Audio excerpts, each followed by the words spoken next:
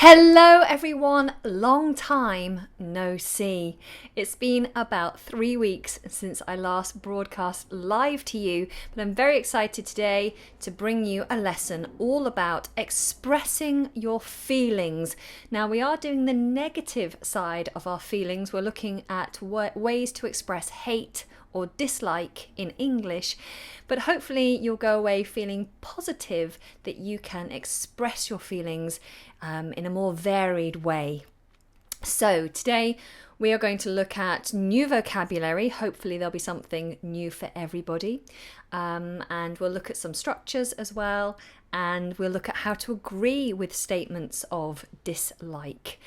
Okay, so if you are here, then please do make sure you're a subscriber and that you've pressed that bell notification button, and that way you won't miss out on any future lessons and you'll be notified when I'm next live. And patrons, I've got my patron room open, so do feel free to write your comments in there.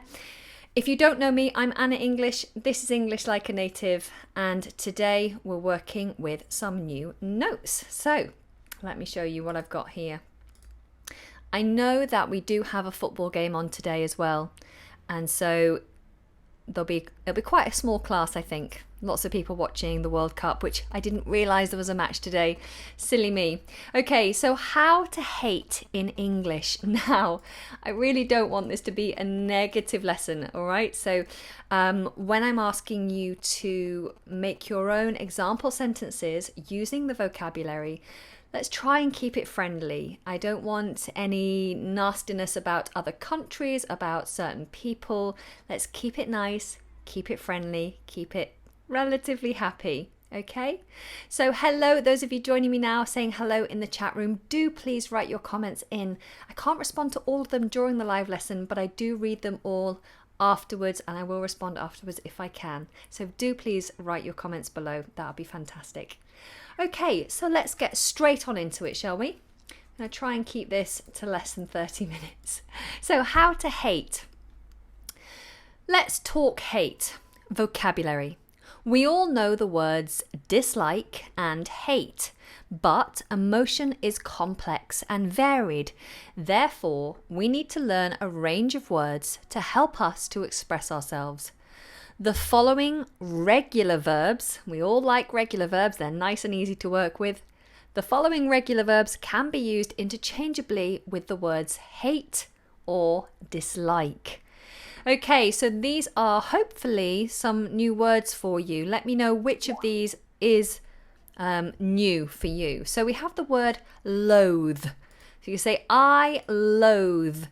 And you see I've put ... after it. This is the object of your hate that you would put afterwards. So you'd say, I loathe him. So that's like saying, I hate him. And loathe means to feel intense dislike or disgust for. So to loathe is like hate. It's stronger than dislike. It's hate, basically. But it's a very sophisticated way to say hate. Loathe. Loathe. I loathe you. I loathe him. I loathe it when he leaves his toenails on the side after clipping his nails. Oh, it drives me crazy. So I want you to write down something that you loathe, a type of food, a behaviour perhaps. Hot weather. Do you loathe hot weather when you're 5 months pregnant? I must say, I am loathing the weather today. So try to write a sentence using that word for me. That would be fantastic. And remember how it's spelt. Let's just have a look at that again. So we have loathe, Loathe. So while you're doing that, the next word is detest. Detest. I detest something means I dislike it intensely. So I could say I detest celery. I mean, I don't like it very much, but detest is probably a little bit strong. I will eat it on occasion. But I could say I detest it, which means I strongly dislike it. So tell me, which food do you detest? Which food do you detest? And I could talk about someone else detesting something. So maybe when my son is born, I could say, oh, my son detests that song. Every time I play the song, he cries and he starts kicking and he gets very angry. He detests that song. Okay, so obviously it's a regular verb, so just apply all the rules of regular verbs depending on who we're talking about. So loathe, I add an S on if I'm talking about he, she. He loathes, she loathes. Okay, so a couple of you are saying Josh detests celery. Yes. Ray says I loathe hot weather too. Yeah, especially at the moment in the UK, it's crazy. What else do we have? David says I loathe when people add sugar to my coffee. It can be frustrating, can't it? You expect a nice warm drink, and if someone makes it incorrectly, it just ruins the whole experience. I'm completely with you on that one. Okay, so the next one on the list is to abhor. I love this word. It feels so, I don't know, sophisticated. I abhor it. So just have a look at that pronunciation with me. Abhor. The H is silent completely. Abhor, abhor, abhor. I abhor it. I abhor them. I abhor it when this happens. I abhor this dress. It's not true. I love this dress, in fact, but I could say that I abhor it. And to abhor something is to regard it with disgust and hatred. It's like, I really hate it. I abhor it. And it's such a sophisticated word. So please try to use abhor. It's a great, great word. Okay, so the next one on the list is to resent. To resent. And if you resent something, then you feel bitter towards it. You have bitter feelings towards it. I resent that. Now, I hear this word used a lot when someone says something that someone else doesn't like. So this is the situation where it's used the most, I feel. If you say something to me that I don't agree with, that I don't like, I would say, I resent that statement. I feel very bitter towards that. So, for example, I get a lot of negative comments on my videos, and a lot of the comments I resent because people say things that aren't true or that just aren't very well researched, and they say very nasty things about me, and I would respond with, I resent that comment. So there's a phrase for you to try and remember, to resent something, to feel bitter towards it. Okay, the last one on this list before we move on, and I will come to my patrons in a minute. The last one on the list is to despise something. Despise something. By the way, I don't have a proofreader, so if you notice any spelling mistakes, please do let me know so I can correct the notes. And these notes are available to my patrons and anyone who drops a super chat, and will also be available to purchase for a very small fee from my website if you so wish to. But yes, spelling mistakes, please point them out for me.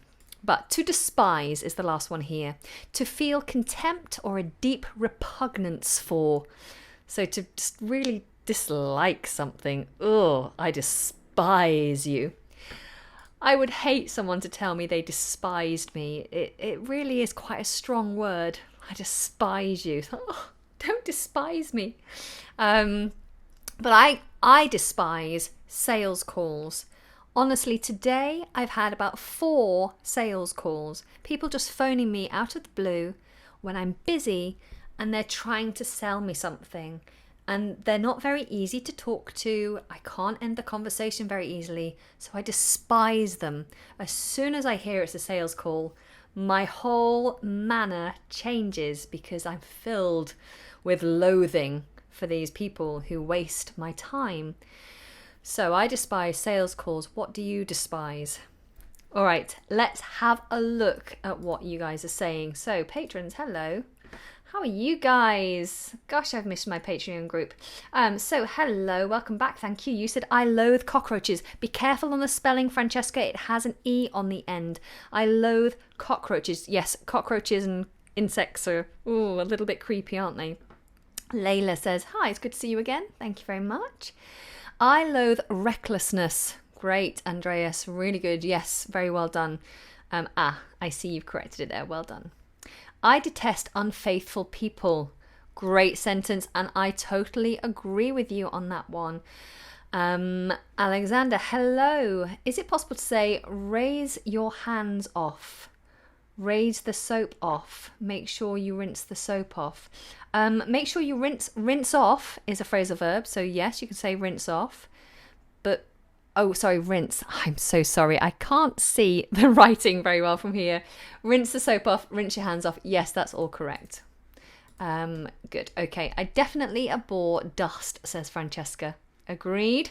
When I want my kid to get the soap away, to wash the soap away. Francesca, can I say, I resent the fact that you refused me after the spectacular interview I had. Yes, we use this phrase a lot. I resent the fact that. That's a good way to put it. Well done. Okay, so let me bring you all back here and have a look at what you guys are writing in the comments. People saying, I want to see your baby. Me too. My baby is still inside my tummy right now and he's growing bigger every day. But as soon as he's born, I promise I will be sharing him with you. So I loathe to waiting, says INT. So we don't say loathe to. You loathe something. I loathe a person, I loathe an object, or I loathe doing, and you would use ing. I loathe walking, I loathe eating, I loathe sweating, but you never say to. Samuel says, I loathe loud people.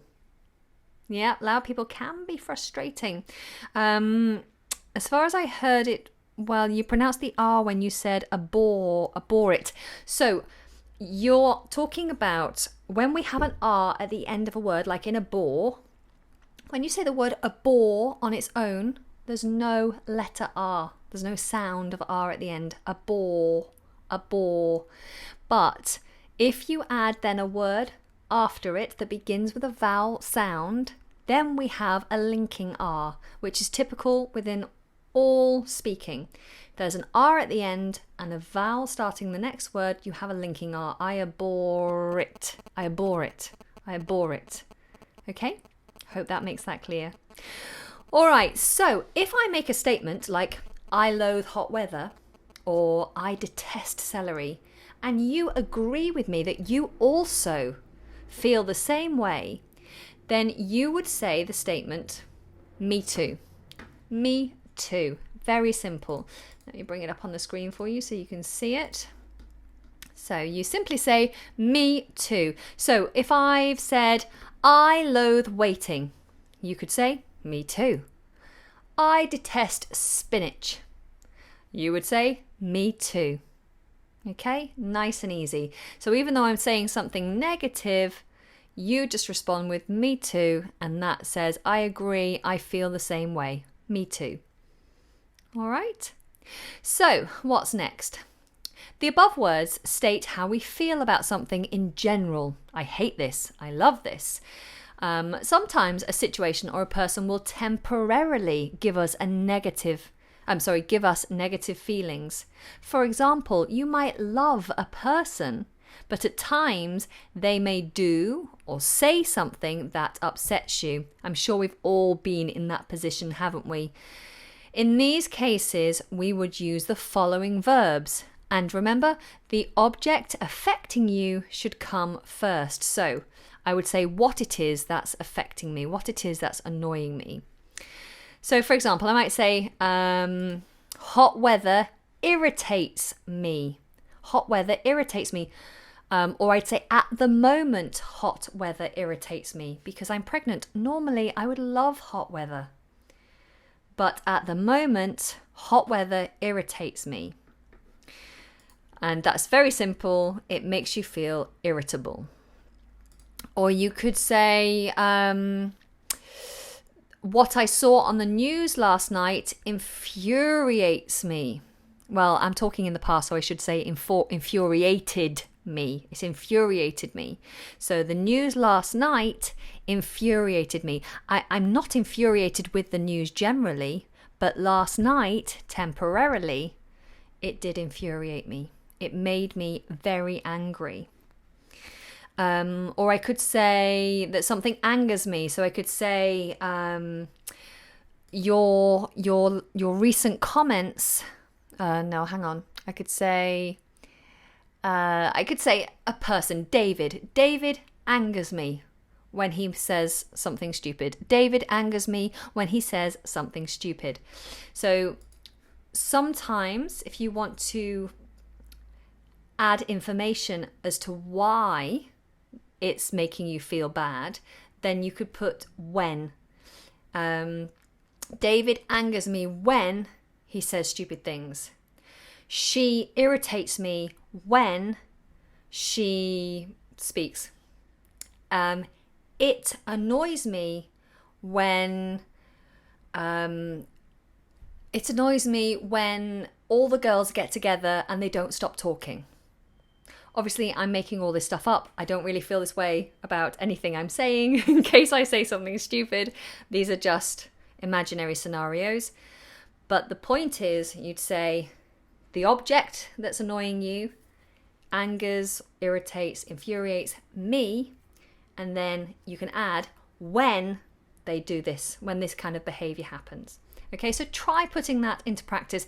The other words on the list are, I've got angers me, upsets me, you probably know that word. So it upsets me when you talk to me like that. Oh, it upsets me when you talk to me like that. Or you could say it bothers me, which generally means it makes you feel uncomfortable. So you could say in the car, the seatbelt bothers me. It's uncomfortable. Or you could say your recent comments bothered me. It made me feel uncomfortable. It doesn't necessarily mean angry. It just means not very happy. Not quite sure I like that. Okay, so it really bothers me. It bothers me. It's a good phrase. All right, let's have a look and see what you guys are saying. Oh, and just so you know, like with the previous statements we were looking at, if you agree with someone who makes a statement like this, again, you would use me too. For example, her voice irritates me. Oh, yeah, me too. Or their behavior bothers me. Yeah, me too. Me too. Now notice a really helpful clue here. I'm saying me, and the response is me too. So there's a repetition of me here, and that's a really helpful little clue. This irritates me too. This bothers me too. And it's the same up here. Oh no, it's not. I'm making up rules that don't exist. Okay, but it helps here. Yes, this heat is obviously bothering me so much that I'm making things up.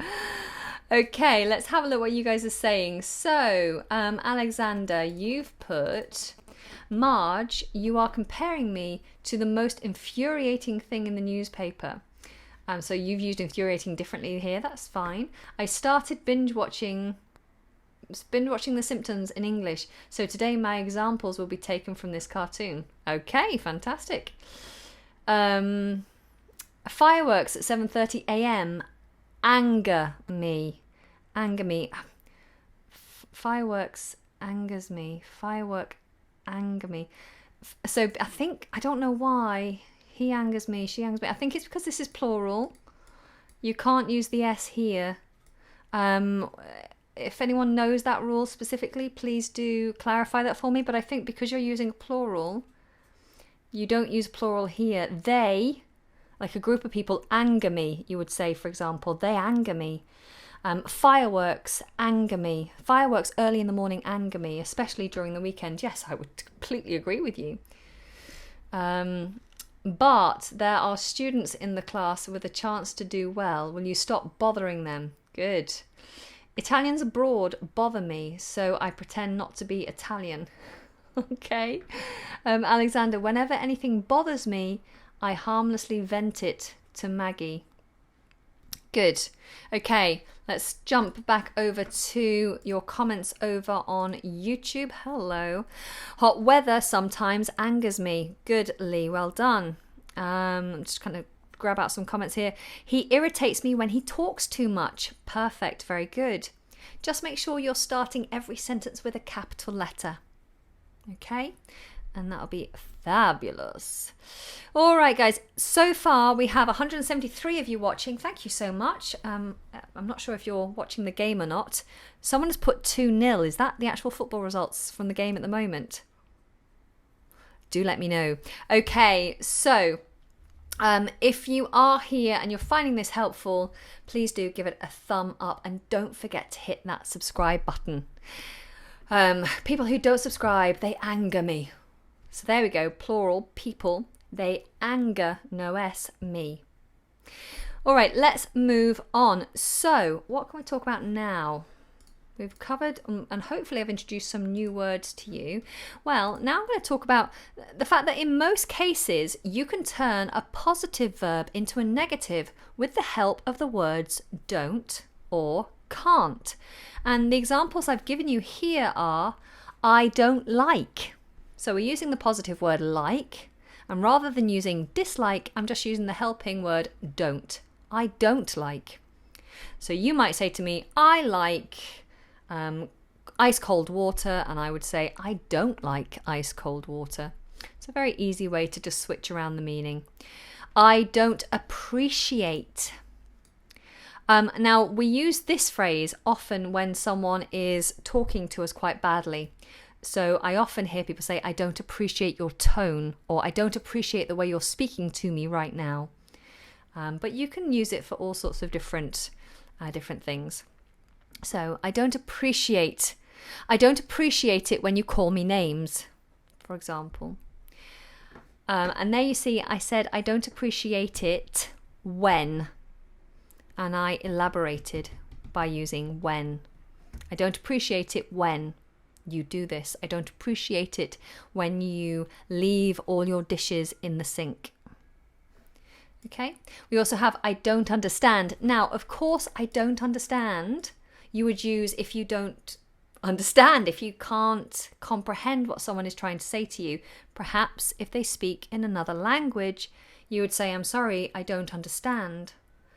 But if you're using a certain tone and in certain circumstances, you might use I don't understand to mean it makes me feel bad. So I just don't understand. If you say it like that, you do understand, you can comprehend what's happening, but it makes you feel frustrated. It's about frustration. I don't understand why you won't listen to me. So there you see, I've used it to say it frustrates me. I'm frustrated. Explain it to me. I don't understand. I hope that comes across in the right way. Also, a more slang version of I don't understand is I don't get it. I don't get it. I can't grasp the concept. I don't get it. Again, you can use I don't get it to mean I can't comprehend it. Because you'd be like, Miss, can you explain this maths problem to me? I don't get it. Or if you're wearing a suit that I really don't like, if I abhor the suit that you're wearing, I might just say, I don't get it. I don't understand why everybody likes it because I really don't like it. Okay? So I don't understand and I don't get it. They can be used, but they may be a little confusing. You can say, I can't stand something. You might just say, I can't stand it. Or you could say, I can't stand mashed carrots. Or I can't stand watching the football. I can't stand her. And it just means I just have no time for them. I really, really, really don't like that person. I can't stand them. And that's very similar to I can't bear. I can't bear. It's a very strong way of saying I really don't like. I can't bear that person. I can't bear them. And the final one that I haven't talked about yet is I can't abide. This is a little more sophisticated. I can't abide bad behaviour. Okay? So hopefully one of those words or one of those phrases is new to you. And if they are, then please do let me know which of these words is new to you, because also practicing brand new vocabulary, writing it down a few times will help it to fix into your long-term memory. Okay? So When someone makes a statement like that, I can't stand carrots. If you want to agree with them, you wouldn't say me too. You would say me neither or me neither. Technically, the British pronunciation is supposed to be I neither, me neither, but we actually use both the British and the American version, which is neither. So you'll hear Brits saying neither or neither, and they wouldn't know which one they use. It's automatic. We just switch it up however we're feeling. So I can't stand him. Oh, me neither. Okay, so that's how you agree with that kind of statement. Let me show you. Here I've written, I can't abide violence. Me neither. I don't appreciate David's attitude. Oh, me neither. Okay, so that's it. There we go. Fantastic. Practice makes perfect. Now I want you to take the time to write or say out loud some of the things you dislike using vocabulary you've learnt in this lesson. Okay, let's have a look at some of the things you've already been practicing in. I've just remembered the situation with Madonna when she was given flowers. She said, I absolutely loathe I can't pronounce this. Hydrangeas? I'm stumped. I can't pronounce that one. Well done. You've caught me. Okay, but yes, very good use of the word loathe. Francesca, I don't appreciate it when somebody calls me by surname. So I don't appreciate when people, I don't appreciate when people call me by, yeah, you can say that one, call me by my surname. So you just need to add my in there. Andreas, I don't understand why she is still dating him. Good, really nice use of that. I don't get it. I finally did a job where I wasn't lazy, stupid or corrupt, and now I'm going to get killed for it. Wow, that's dramatic. Yes, very well written. Okay, what else do we have here in the YouTube room? And I'm under 30 minutes. Boom. Yes, I did it. I finally stuck to time. Okay, so I've got people saying I don't... what have I got? Okay, let me try to find the right kind of things to read out. I can't bear my current situation, says Dormar. Good, really nice. I can't bear my current situation. Very good. Make sure when you use that phrase, bear, you're using the correct spelling. It's bear like like a grizzly bear, B-E-A-R. I had to look it up also because this is a mistake I regularly make, but B-E-A-R is the correct version to use. I can't bear it. Augustino says, I can't bear a bear roaming in my yard. Very good and very clever. Well done.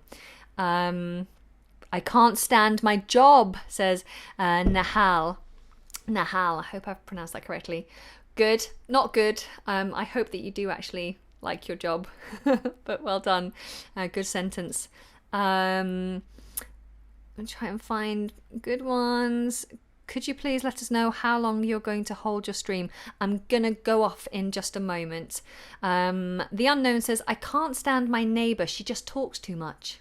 Really well done. Make sure you put a full stop at the end and that would be perfect. I can't stand watching this match. Oh, is it dramatic? I couldn't stand watching England the other day. I did all the way to the end, but it was just so dramatic. It had me on the edge of my seat and so many people were just falling over and pretending that they were hurt, and it was just a little bit embarrassing if I'm being honest. Both teams, not just one or the other, but both teams were being a little bit naughty with their behaviour, and I can't stand that kind of behaviour. It's just play football well. That's what I want to see. If you do not stand heat, get out of the kitchen. If you can't stand, so can't is what you use in this phrase. I can't stand. If you can't stand, and yes, that's a very famous phrase. If you can't stand the heat, get out of the kitchen. Good, really nice. Uruguayan players cannot bear the beating from the French squad. Good sentence.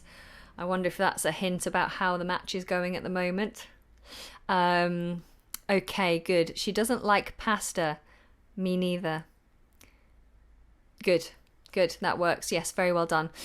All right, guys, thank you so much for joining me. We've just hit 30 minutes, so I'm now going to wrap up. Please do, if you found this helpful, apart from my sweaty face on your screen, please do give this a thumb up. And if you think anyone else will find this helpful, then please do share it. Don't forget to make sure you're subscribed. I've said that enough times, I think. There are links to my social media platforms down in the description box below, and I'm putting out regular videos on Instagram for you to practice daily your pronunciation. So definitely do come and join me there. Otherwise, thank you so much for joining me, patrons. It's been a pleasure as well. I'll be dropping the notes, patrons, into the Patreon website soon after this stream has finished. So I will see you guys very shortly. I will be live again next Friday at 4 o'clock, and I've got a very special guest and a very special show for you next Friday at 4 o'clock, but you'll be getting videos before then. So stay tuned, and I'll see you guys very soon.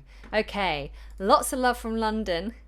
I'm just going to hang out until my software starts working again, because it always does this to me. There we go. Okay, lots of love from London, guys. And it's been an absolute pleasure. Take care.